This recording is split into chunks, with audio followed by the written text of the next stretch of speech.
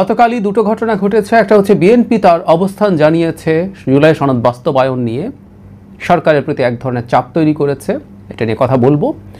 তার চাইতে একটু বড় ঘটনা সম্ভবত জামায়াতে ইসলামীর নেতৃত্বে 8টা রাজনৈতিক দলের যে সমাবেশ হয়েছে, সেই সমাবেশে বেশ কঠোর বক্তব্য এসছে। সমাবেশটা কেমন হলো? মানে আমরা যখন সমাবেশ করতে চাই আসলে আমরা আকার দেখাতে চাই, জনস্রোত দেখাতে চাই, জনসংখ্যা দেখাতে চাই, কত বড় জনসমাবেশ হয়েছে সেটা দেখাতে চাই। সেই বিবেচনায় এটা একটা ফ্লপ জনসমাবেশ হয়েছে। ফ্লপ শব্দটা আমি জেনে শুনেই বলছি, কারণ যখন আপনি রীতিমতো হুমকি দিয়ে সরকারকে এক ধরনের চাপ দেওয়ার জন্য কয়েকদিন আগে ঘোষণা করেছিলেন যে দাবি যদি মেনে না নেওয়া হয় তাহলে 11 তারিখ চলো চলো ঢাকা চলো। সো ঢাকা বিভিন্ন জায়গা থেকে নিশ্চয়ই ঢাকায় লোকজন এসছে, 8 দল মিলে যে সমাবেশ হয়েছে তার আকার মোটেও উৎসাহব্যঞ্জক কিছু নয়, এটা বলতেই হবে। সো এটা ফ্লপ।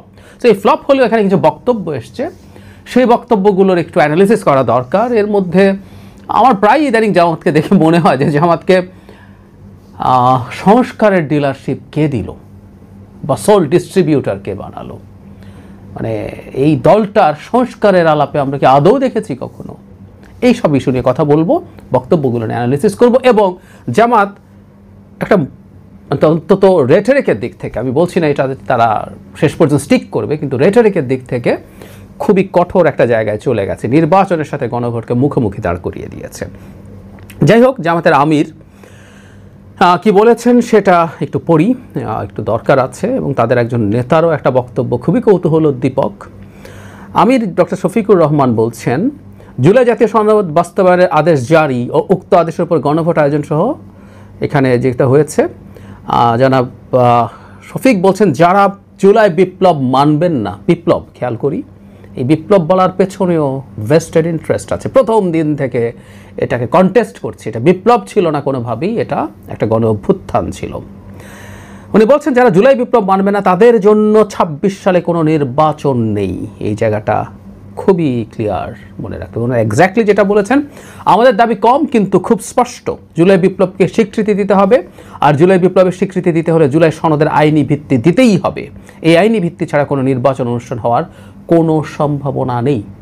এটা প্রিরিকুইজিটে পরিণত করছেন, এটা না হলে ওটা হবে না। হুমকি ঠ্যাক। উনি বলছেন গণভোট হয়ে যাওয়াই যুক্তিযুক্ত আগে, এটা হলে কোনো রকম সন্দেহ সংশয় থাকবে না।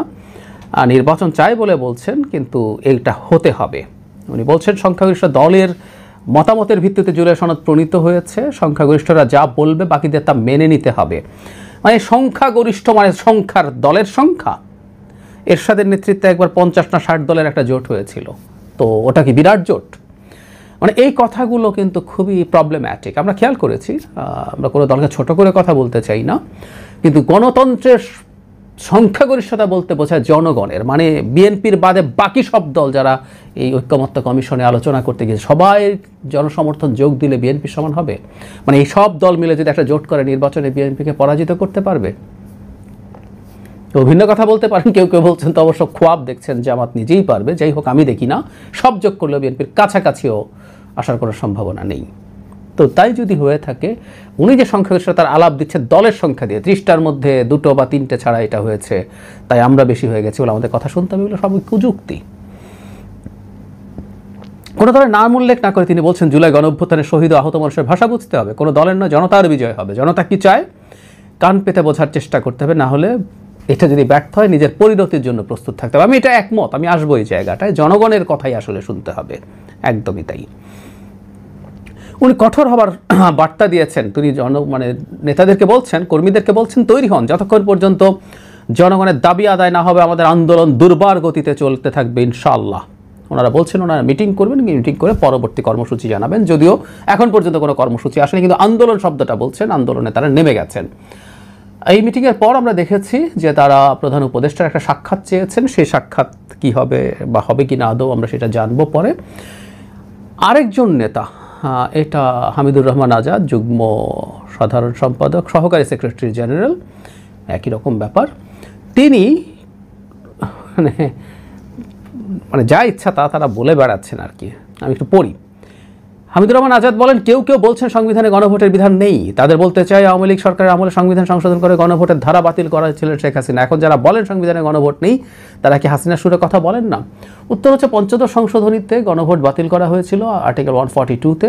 কিছু কিছু ধারা সংশোধনের জন্য গণভোটের বিধান ছিল, কিন্তু পঞ্চদশ সংশোধনীর ওই বিশেষ কিছু অংশ আমাদের আপিল বিভাগ বাতিল করেছে, তার মধ্যে এই গণভোটের জায়গাটাও আছে। তার মানে এটা ফেরত এসছে, কিন্তু এটা একটা কিন্তু আছে, এটা একদিন বিস্তারিত কথা বলবো।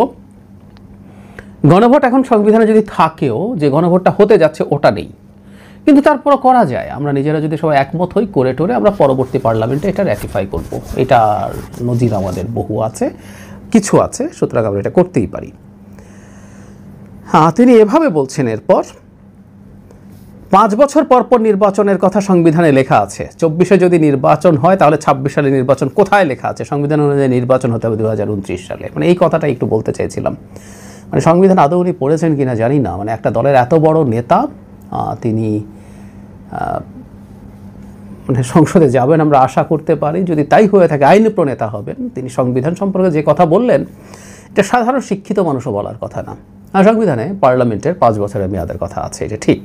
এখন তাই যদি হয়, সংবিধানে যদি 5 বছরের মেয়াদ থাকে, 29-এ যদি হতে হয় নির্বাচন, তাহলে কি সংসদ বহাল আছে? হাসিনার সংসদ এখনও আছে? আমি স্বামীর নির্বাচনের যে পার্লামেন্ট, সেটা কি এখনও বহাল আছে? শেখ হাসিনা কি প্রাইম মিনিস্টার আছেন? তার চাইতেও জরুরি কথা, সংবিধানেই লেখা আছে মেয়াদ উত্তীর্ণ হওয়ার আগেও সংসদ ভেঙে যেতে পারে। পৃথিবীর প্রত্যেকটা দেশে এই সিস্টেম আছে। যে কোনো প্রধানমন্ত্রী, স্বাভাবিক সময়ের কথা বলছি, আমি হাসিনার মতো ঘাট ধরে ঝেঁটিয়ে বিদায় করার কথা বলছি না, মনে করতে পারেন যে আমি একটা আগাম নির্বাচন দিয়ে দেবো 1 বছর 2 বছর 3 বছর পর। সো তাহলে কী হবে? সেক্ষেত্রে কি ভেঙে যায় না? বলা আছে এই জন্য মেয়াদ উত্তীর্ণ হওয়ার আগে সংসদ যদি ভেঙে যায়, তাহলে পরবর্তী 3 মাসের মধ্যেই নির্বাচন হতে হবে। হ্যাঁ, আমরা সেটাও মানিনি।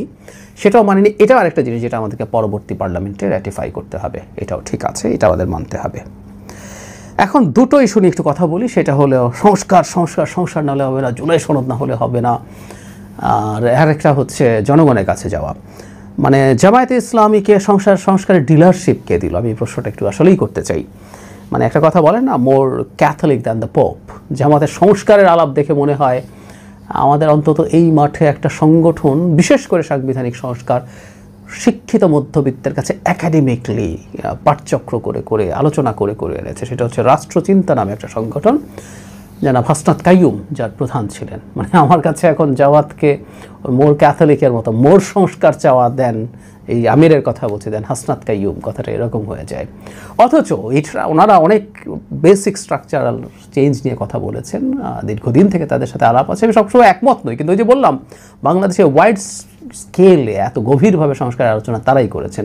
সেটা যদি সরিয়েও রাখি, বিএনপি নিজে হাসিনার সময়ের কথা বলছি, তার 27 দফার মধ্যে, হ্যাঁ আমি একমত যে অস্পষ্টতা ছিল, অনেক বেশি অ্যাম্বিগুয়াস কথাবার্তা ছিল, জেনারেলাইজ কথাবার্তা ছিল।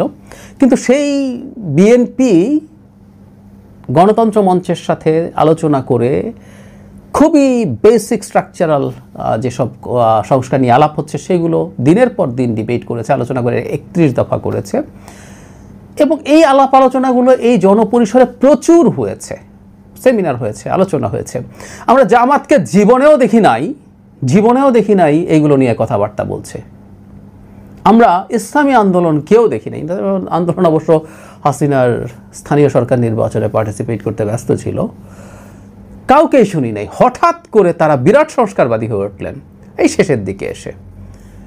আগেও তাদের কি খুব ভালো প্রেজেন্টেশন, খুব ভালো সাবমিশন আমরা কোনোদিন দেখেছি?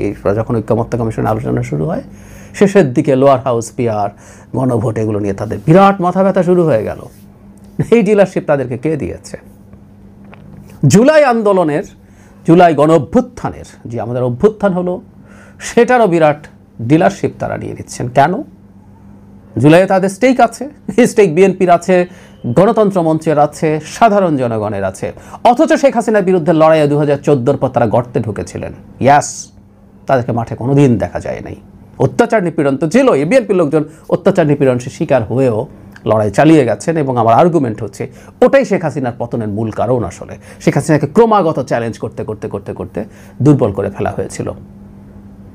28 অক্টোবর 2023 সাল ঢাকা শহরে মহাসমাবেশ করেছিল বিএনপি, লক্ষ লক্ষ মানুষ এসেছিল। সেই মহাসমাবেশ যেভাবে শেষ পর্যন্ত ভেঙে পড়েছিল পুলিশের আক্রমণের মুখে, সেটার বিরুদ্ধে আমাদের বক্তব্য আছে যে বিএনপি সেখানে একটা পাল্টা প্রতিরোধ করতে পারলে সেদিন অন্য কিছু ঘটতেও পারতো। যাই হোক, বিএনপি মার খাচ্ছে যখন পুলিশের হাতে, তখন জামায়াত ইসলাম একটা ভিন্ন লোকেশনে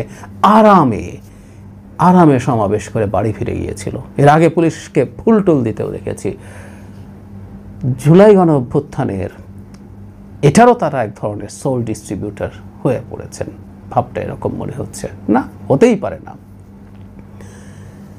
তারা জনগণের কাছে বলছেন, এটা ঠিক আছে, আমি মনে করি জনগণ যদি বিরূপ হয়ে যায়, জনগণ পছন্দ করবে কি করবো না, সেজন্য প্রায় বলি জনগণ যদি এতই সমর্থন করে আপনাদের সংস্কারের দাবি, তাহলে আসলে জনগণের কাছে যাওয়াই ভালো। বিএনপির যদি প্রচুর সমালোচনা থাকে, বিএনপি সংস্কার করছে না, এগুলো জনগণকে বলুন। বিএনপির তো আরও দোষ আছে, বিএনপি নাকি চাঁদাবাজি করে। হ্যাঁ, বিএনপির গ্রাসরুটের একটা বড় অংশের সাথে জড়িত হয়েছে, ভুল না। বিএনপি ব্যবস্থাও নিয়েছে, বহিষ্কারও করেছে। বিএনপিকে তো নানান সমালোচনা করা হচ্ছে। ঠিক আছে, বিএনপি চাঁদাবাজি করে, বিএনপি টেম্পো স্ট্যান্ড, বিএনপি সংস্কার চায় না, জনাব তারেক রহমান আরেকটা শেখ হাসিনা হয়ে উঠতে চায়, এখানেও ফ্যাসিস্ট বলা হয়েছে। সেগুলো জনগণকে গিয়ে বলুন, ভোটে জিতুন, এবং আপনার যতটুকু নোট অফ ডিসেন্ট আছে ওটা বাদ দিয়ে বাকিটা করে ফেলুন। সেটা বিএনপি যেতে বেশি ওগুলো করে ফেললেই তো হয়ে যায়। এতই যদি জনগণের উপর রিলাই করেন, এই কথা বহুদিন থেকে বলি, জবাব পাই না। আসলে আমরা কারণটা জানি। যাই হোক, মানে তারা যেটা চাইছেন, আমি এখনও মনে করি তারা নির্বাচনকে এবার যে অবস্থানটা নিয়েছেন এটা ভয়ঙ্কর। তারা নির্বাচনের সাথে অন্তত প্রকাশ্য অবস্থানের কথা বলছি, তারা ঠ্যাক দিচ্ছেন যে নির্বাচন করতে দেব না যদি তুমি আগে এটা না করো।